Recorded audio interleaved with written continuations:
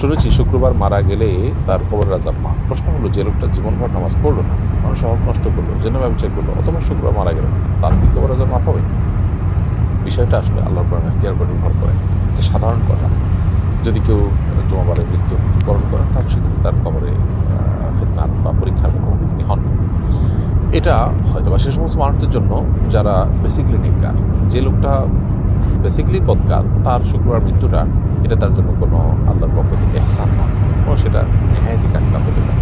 আবার এমন হতে পারে যে কোনো মানুষ তিনি ঈমানদার, তার হয়তো কোনো আমলের ত্রুটি ছিল, আল্লাহ তাআলা তার বিশেষ কোনো আমল পছন্দ করার কারণে হয়তো তাকে কবরের আযাব থেকে মুক্তি দিলেন, এটাও হতেও পারে।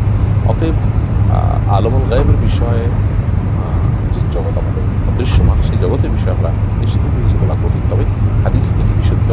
আর কোনো পাপিষ্ঠ, কোনো এমন হতে পারে কোনো বেঈমান মৃত্যু হলো, তার মানে এই না যে তার কবরের কোনো প্রশ্ন উত্তর মুখোমুখি হবেন না, ব্যাপারটা সেরকম না। এটা ঈমানদার নেককারদের জন্য